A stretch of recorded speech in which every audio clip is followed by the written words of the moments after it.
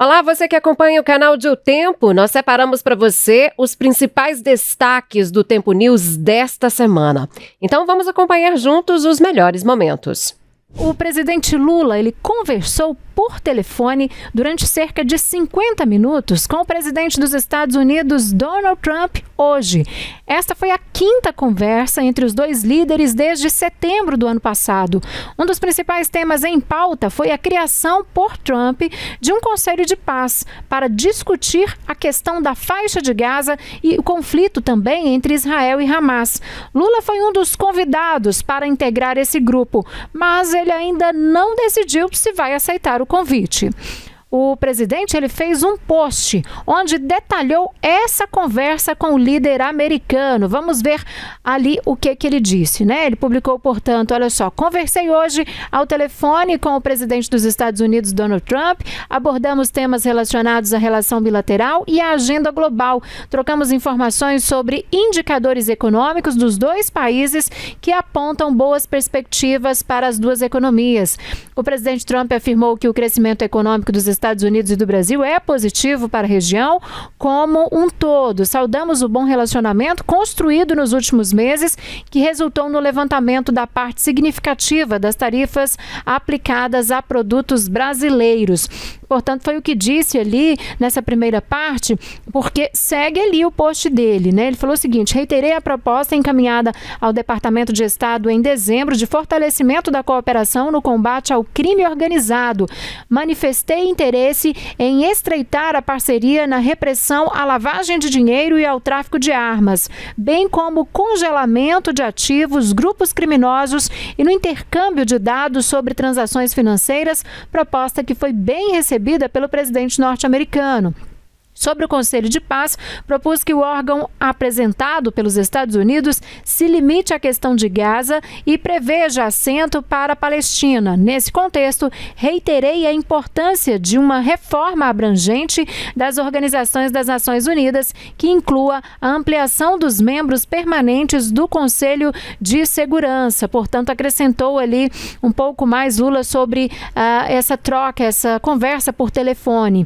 E ele finaliza ali, trocamos impressões sobre a situação na Venezuela, ressaltei a importância de preservar a paz e a estabilidade da região e de trabalhar pelo bem-estar do povo venezuelano. Acordamos a realização de uma visita a Washington após minha viagem à Índia e à Coreia do Sul em fevereiro, em data, portanto, a ser fixada em breve, disse ali, finalizou este post. O presidente Lula, portanto, já programando aí uma ida aos Estados Unidos. Nós vamos trazer agora os detalhes de um levantamento sobre as redes sociais dos nomes de presidenciáveis mais competitivos. O pré-candidato e senador Flávio Bolsonaro, do PL do Rio de Janeiro, supera o presidente Lula no crescimento de seguidores nas redes sociais entre janeiro de 25 e janeiro agora de 26, tanto em número absoluto quanto em termos proporcionais. Pois é, esses dados, gente, expõem maior capacidade de crescimento do bolsonarismo na arena digital. E esse levantamento foi realizado pela consultoria BITS, a pedido de o jornal O Tempo em Brasília, e analisou aí a evolução das bases de seguidores dos presidenciáveis no Instagram, no TikTok, no YouTube e também no X. O estudo considera indicadores de crescimento de seguidores ao longo de um intervalo de um ano, portanto. Pois é, quando comparados os nomes do presidente Lula e de Flávio Bolsonaro, o senador leva vantagem aí. O filho do ex-presidente, ele ganhou 4,9 milhões de seguidores em 25. O maior crescimento entre os nomes avaliados, o que representa uma alta de 40%. Já Lula somou 3,2 milhões de novos seguidores, mas apresentou um crescimento proporcional menor, ficou aí em torno de 9,7%. Pois é, no entanto, mesmo com esse crescimento de Flávio Bolsonaro, o Lula ainda tem mais seguidores. O presidente acumula 37,2 milhões contra 17,4 milhões do senador, mesmo com o ritmo de crescimento mais acelerado do filho do ex-presidente. Lula só fica atrás em número total de seguidores quando comparado aí diretamente a Jair Bolsonaro, que supera Lula por dezenas de milhões de seguidores por dezenas de milhões de seguidores. Pois é, além de Flávio e Lula, esse levantamento mostra ainda que o governador de Goiás, que é o Ronaldo Caiado, do União Brasil, foi presidenciável com o maior crescimento proporcional no período analisado. Quer dizer, o que mais cresceu, né? Ele ampliou a base dele em 60,4% e ganhou 1,6 milhão de seguidores.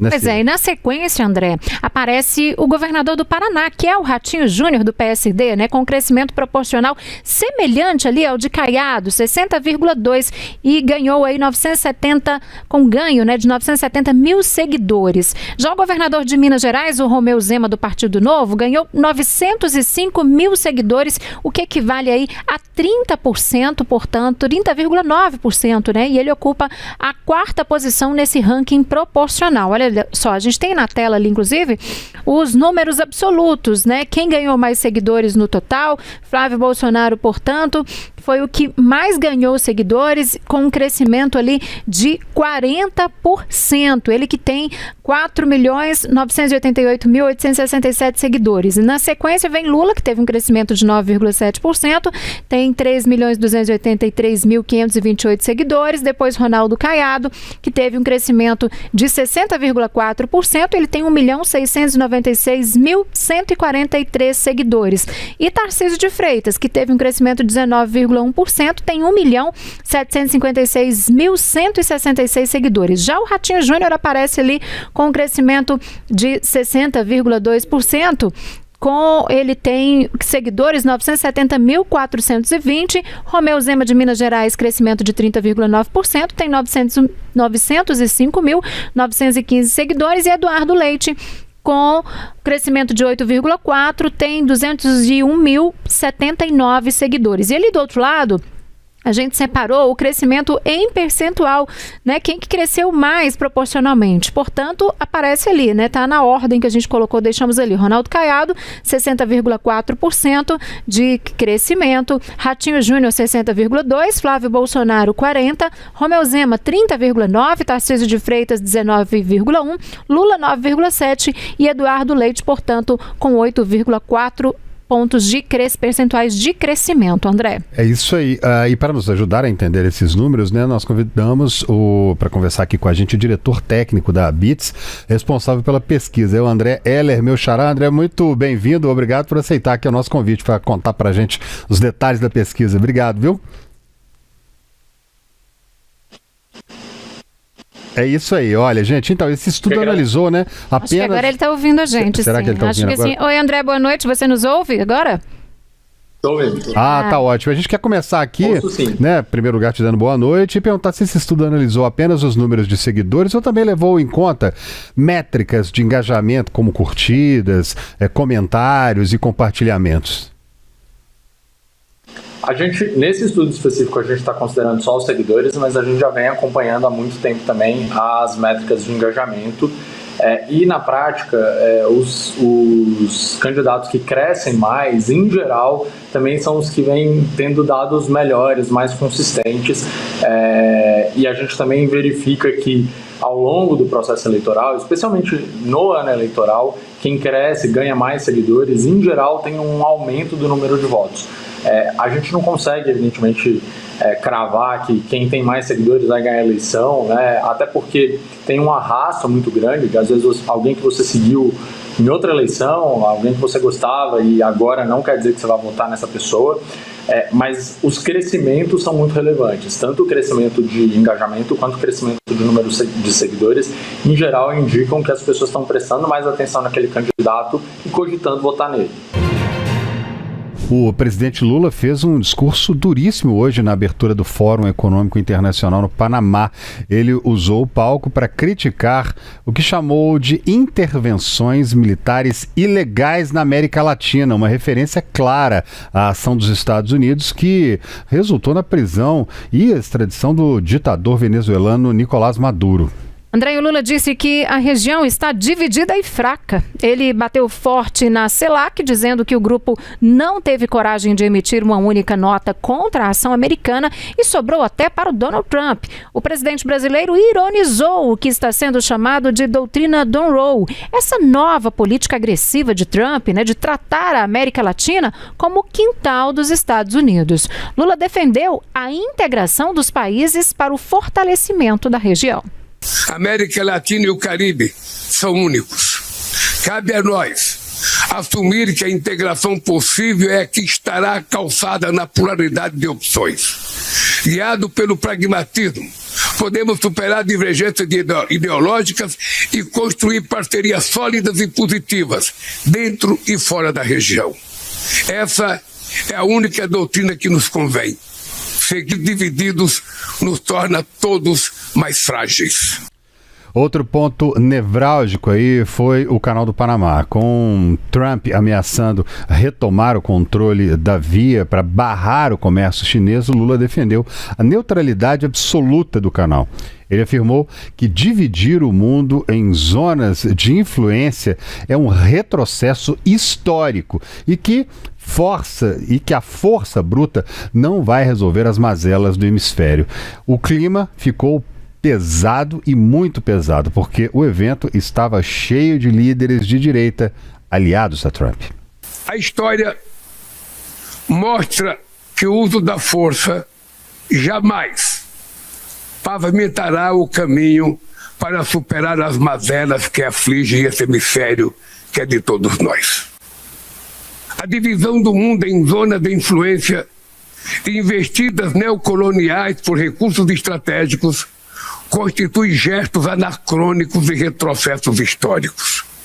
Entre tantos corolários e doutrinas que nos foram dedicadas ao longo da história, também houve momentos em que os Estados Unidos souberam ser um parceiro em prol dos nossos interesses de desenvolvimento.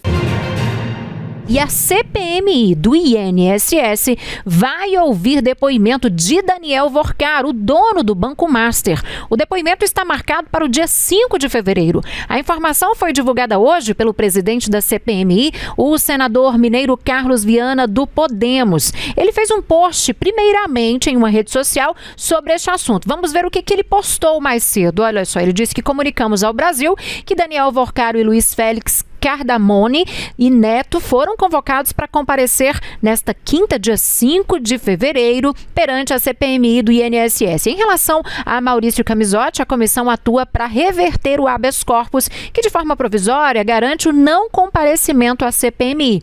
A CPMI segue ali adotando todas as medidas legais cabíveis para assegurar que ninguém se esconda atrás de decisões provisórias e que os fatos sejam plenamente esclarecidos diante do povo brasileiro, diz ali o post de Carlos Viana. Além de Vorcaro, a comissão também deve ouvir Luiz Félix Cardamone Neto.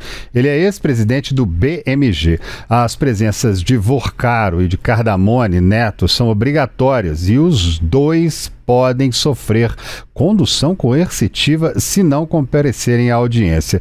Eles devem estar lá, para dar explicações sobre a suspeita de fraudes na oferta de concessão de crédito consignado para aposentados. Hoje, o senador Carlos Viana, inclusive, ele deu uma entrevista coletiva e falou sobre estes pontos. Nós convocamos o presidente do Banco Master, o senhor Daniel Vorcaro, que está sob medida restritiva. Estamos, portanto, oficiando hoje ainda o senhor Vorcaro e também o ministro Dias Toffoli, que é o responsável pelas medidas, para que ele libere a presença do banqueiro junto à CPMI. Eu quero lembrar aos senhores que a CPMI ela tem uma definição muito clara quando foi criada: os descontos irregulares de aposentados.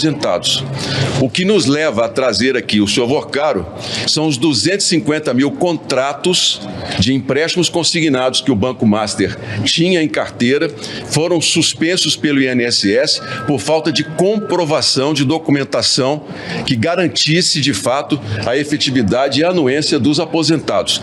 Ele terá de nos explicar, e é bom que ele comece a dar explicações ao povo brasileiro sobre como conseguiu esses contratos, de quem adquiriu e por que tantas pessoas que não tinham uma comprovação se realmente autorizaram ou não o desconto em folha dos aposentados. Como ele conseguiu manter esses descontos sem uma autorização formal das pessoas que estavam sendo descontadas e quais as medidas que ele tomou pelo banco para poder, diante das reclamações das pessoas, não cobrar mais, garantir o direito de quem não concordava com os empréstimos. Ele terá de nos dar as explicações sobre esses pontos, é o que a CPMI quer escutar e ter naturalmente para o relatório. O segundo convocado, que é o senhor Luiz Cardamone, do Banco BMG, que é um dos maiores e mais antigos bancos em uso de consignados no INSS. O advogado entrou em contato comigo, fez uma solicitação de que ele estará em viagem até o dia 21 de fevereiro, não impetrará habeas corpus, virá de boa vontade a CPMI, e nós estamos marcando, portanto, para o dia 25, se não me engano, uma segunda-feira, logo depois do Carnaval, está confirmada a presença dele. Pois é, Lara Alves, vou te chamar aqui para conversar com a gente sobre esse assunto aí. No caso, as defesas, elas ainda podem tentar um habeas corpus aí junto ao Supremo Tribunal Federal para evitar esses depoimentos ou não tem mais como, hein? Podem sim, Síria. Até aquele último momento de início da sessão, no dia 5 de fevereiro, as defesas podem sim impetrar, pedir ao Supremo Tribunal Federal a concessão desse habeas corpus para, primeiro, evitar a ida de seus defendidos na CPMI ou ainda evitar que eles sejam obrigados a falar e, portanto, que consigam permanecer em silêncio. Nesse caso, isso se aplica, como disse o senador Carlos Viana, presidente da comissão, ao Vorcaro. Isso porque o Cardamone, que é o ex-presidente do BMG, disse através de seu advogado que vai comparecer. Mas esse movimento de pedir ao Supremo Tribunal Federal um habeas corpus é esperado, sim, por parte da defesa de Daniel Vorcaro, para evitar que ele seja obrigado a comparecer, principalmente porque existe um risco muito grande. Nessa entrevista coletiva, que foi inclusive acompanhada em loco pelo Gabriel Ferreira Borges, repórter aqui de O Tempo Brasília, o senador Carlos Viana fala que o escopo da CPMI é justamente a fraude dos descontos irregulares nas pensões e aposentadorias pagos pelo INSS. O grande problema é que o presidente da comissão não vai conseguir controlar o que os parlamentares vão falar durante essa audiência. A gente precisa ter em mente que Daniel Vorcaro é o personagem do momento em Brasília. No ano passado ele já vinha aparecendo bastante, principalmente quando o Banco Central negou aquela proposta de aquisição do BRB do Banco Master pelo BRB. Então ele já estava bastante em voga. Isso, claro, aumentou muito nas últimas semanas com os recentes desdobramentos da Operação Compliance Zero e dessa descoberta de uma fraude que pode ser de até 25 bilhões de reais em relação ao Banco Master. Então, lembrando que no rito ali da CPMI, das audiências, cada parlamentar que é membro da comissão tem direito a 10 minutos de fala. E o que ele vai falar nesses 10 minutos é de competência dele, cabe ao parlamentar. Então, é inevitável, é de conhecimento público, já se sabe no Congresso Nacional que se o Daniel Vorcaro for, os parlamentares vão falar sim sobre a fraude do Master. E isso é um movimento que pode desmoralizar a CPMI do INSS, já que vai estar ali desviando o foco para uma outra questão. O próprio senador Carlos Viana admitiu isso durante essa entrevista coletiva. Então, em um primeiro momento, eu de fato acredito que a defesa de Daniel Vorcaro vai entrar no Supremo Tribunal Federal pedindo um habeas corpus. Pode ser sim que o Supremo conceda, há uma grande probabilidade, porque isso já aconteceu com outras figuras que foram convocadas para depor na Comissão Parlamentar Mista de Inquérito, e em um segundo momento, se ele conseguir o direito de ficar calado, é isso que deve de fato acontecer, e aí os parlamentares, enquanto ele está calado, vão ter seus 10 minutos para falar o que eles quiserem para o Daniel Vorcaro, tratando ou não do escopo da CPMI, que são os descontos irregulares do INSS. O senador Carlos Viana, do Podemos de Minas Gerais, presidente da CPMI do INSS, pediu uma auditoria, uma audiência com o ministro Dias Toffoli do Supremo Tribunal Federal na próxima segunda-feira. O senador vai solicitar a devolução ao colegiado do acesso às quebras de sigilo bancário, fiscal e telemático do empresário Daniel Vorcaro, controlador do Banco Master. Pois é, e essa decisão de Toffoli, tomada em dezembro do ano passado, manteve a viabilidade das quebras de sigilo aprovadas pela CPMI, mas determinou que os documentos permanecessem sob a guarda da presidência do Senado, sob o argumento de necessidade de nova análise pela Corte. Para Viana, essa retenção do material compromete o avanço das investigações. O senador também manifestou preocupação com o que classificou como uma blindagem de Vorcaro por meio de decisões judiciais e procedimentos que, na avaliação dele, estariam dificultando o esclarecimento dos fatos. Ele admitiu ainda a possibilidade de um empresário solicitar um habeas corpus para ficar em silêncio durante o depoimento à CPMI, depoimento marcado para a próxima quinta-feira. Pois é, e agora a gente vai até Brasília conversar com o repórter Gabriel Ferreira Borges. Gabriel, já alguma informação por aí sobre esta reunião, esse encontro entre o senador Carlos Viana e o ministro Dias Toffoli, hein? Boa noite para você. Boa noite, Síria. Boa noite, André. Boa noite a todos que nos assistem. Ainda não há uma data confirmada, Síria. Lembrando que o STF ele volta do recesso judiciário apenas na próxima segunda-feira, dia 2 de fevereiro, e o gabinete do senador Carlos Viana ainda aguarda um retorno do pedido de audiência. Esse pedido ele foi feito nesta sexta-feira e ele marca um ajuste de tom do senador Carlos Viana em relação ao ministro Dias Toffoli, que é o relator no STF da investigação de uma suposta fraude de 12,2 bilhões de reais em uma operação de uma carteira supostamente fictícia de créditos entre o BRB e o Banco Master. Ontem, em coletiva de imprensa no Senado, para falar justamente sobre a convocação de Vorcaro para a CPMI do INSS, o senador ressaltou que a intenção da CPMI era entrar com um mandado de segurança no STF para conseguir reaver os dados das quebras de sigilo bancário, fiscal e telefônico de Vorcaro. Mais tarde, horas depois da coletiva de Viana, o ministro Dias Toffoli, ele derrubou o sigilo dos depoimentos de Vorcaro, do ex-presidente do BRB, Paulo Henrique Costa, e também do diretor de fiscalização do Banco Central, Ailton de Aquino, à Polícia Federal, e logo Viana ele foi a uma rede social e elogiou a decisão de Toffoli, falando que não era apenas um detalhe processual, mas que mostrava a gravidade dos fatos que estavam sendo investigados. Depois desse aceno que Viana fez a Toffoli nas redes sociais, ele falou hoje, já durante o dia, de que em vez de entrar com o mandado de segurança no STF, ele ia ir até o gabinete do ministro Dias Toffoli para pedir que, em uma audiência, que esses dados das quebras de sigilo de Vorcaro, eles fossem devolvidos aos parlamentares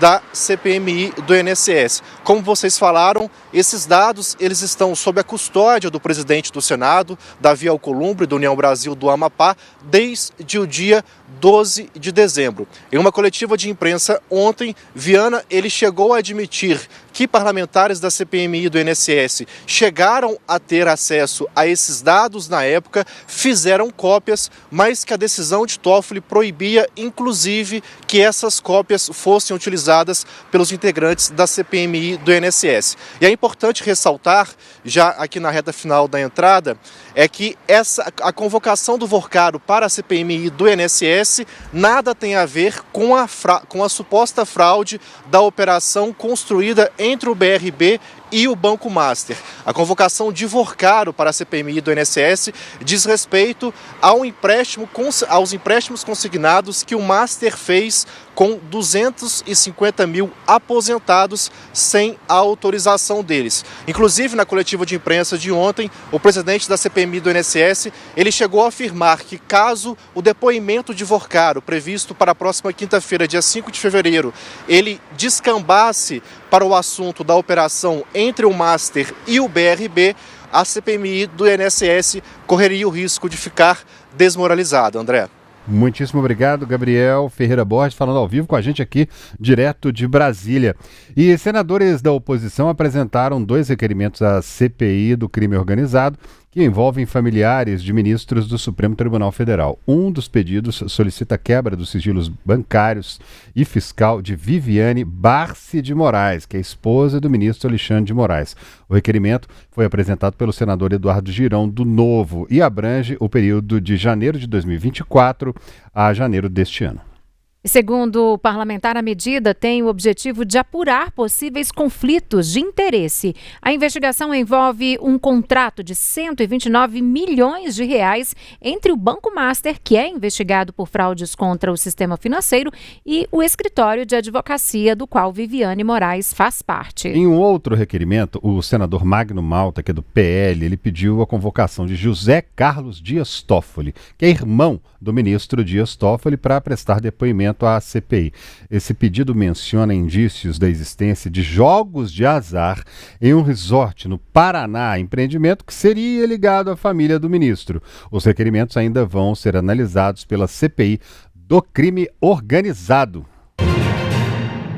E o tabuleiro da política de 2026 está pegando fogo. O primeiro ato foi ontem, né? Com o fim da novela na direita, o governador Tarcísio Gomes de Freitas foi a Brasília direto para o complexo da Papuda visitar o ex-presidente Bolsonaro. E saiu a fumaça branca que muita gente esperava e que outra parte estava muito preocupada. Pois é, Tarcísio foi taxativo. Ele afirmou que o projeto é a reeleição dele em São Paulo. O governador não vai concorrer ao Planalto e mais, ele disse que o apoio a Flávio Bolsonaro para a presidência. Ele reafirmou, na verdade, esse apoio dele a Flávio Bolsonaro. Pois é, Siri, depois da visita a Bolsonaro, o clima começou a mudar, fica mais tranquilo. Eduardo foi para as redes sociais dizer que o encontro fortalece laços e constrói pontes. Traduzindo, Tarcísio fica no comando do maior estado do país para disputar o segundo mandato. E o clã Bolsonaro tenta viabilizar o nome de Flávio, que ainda enfrenta uma rejeição muito alta, muito grande, mas agora tem um cabo eleitoral de luxo, né, na cidade mais importante do país. Pois aí, Eduardo se pronunciou na rede social X, Eduardo Bolsonaro. Vamos ver, portanto, o que ele falou por lá. Olha só o post dele. Fico muito feliz ao ver o Tarcísio visitando meu pai. É um gesto que, sem dúvida, faz muito bem a ele neste momento difícil que ele atravessa e que contribui para que, com mais força e energia, possamos seguir adiante com esperança em dias melhores. Este é o momento de focarmos naquilo que converge. Tenho certeza de que todos nós compartilhamos o mesmo desejo, um Brasil melhor.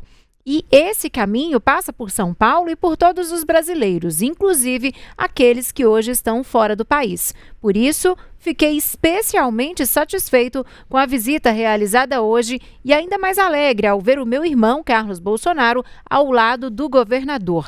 Gestos como esse fortalecem laços, constroem pontes e reafirmam o compromisso com o futuro do Brasil. Assinou, portanto, esse post, né? Foi ele quem fez o post, o deputado federal Eduardo Bolsonaro, manifestando sobre essa visita, né, que Tarcísio fez ao ex-presidente Jair Bolsonaro ontem na Papudinha, André. É isso aí, gente. A paz reinou, pelo menos por enquanto, em Lulandim. Pois é, pelo menos por enquanto, né, pelo que a gente observa com essas declarações públicas do governador de São Paulo, Tarcísio de Freitas, e também do senador Flávio Bolsonaro, que se coloca como pré-candidato à presidência da República, como o herdeiro político do pai, o ex-presidente Jair Bolsonaro. Mas a gente não pode ignorar que, apesar desse cenário colocado hoje, a articulação continua e existe um ponto muito importante nessa articulação, que é a posição do Centrão. A gente sabe sabe que o Centrão, ele tem um peso político e eleitoral muito grande. Um peso político a gente fala ao longo de mandatos, especialmente ali as bancadas no Congresso Nacional, durante votações, mas também eleitoral por conta desse apoio que é direcionado para algum candidato ou outro. Hoje nós temos muito claro que Tarcísio de Freitas se coloca como candidato à reeleição em São Paulo e que Flávio tenta esse apoio, tenta reunir todo esse apoio que pode conseguir para ser realmente esse candidato da direita, para tentar atrair esses votos que nas eleições passadas foram direcionadas ao pai Jair Bolsonaro. Mas essa questão do Centrão, ela ainda acontece porque, apesar de estar em pesquisas, de ter essa sinalização de Tarcísio, Flávio ainda não é consenso nesse grupo do Centrão. Ele ainda não tem um apoio amplo, um apoio total ali dessa parcela política eleitoral que pode, claro, ter alguma influência a partir de negociações. É isso aí, muito obrigada pela sua audiência. E eu quero te lembrar que o Tempo News vai ao ar de segunda a sexta-feira, ao vivo, às 7 horas da noite, aqui no canal de YouTube de O Tempo. Nós te esperamos.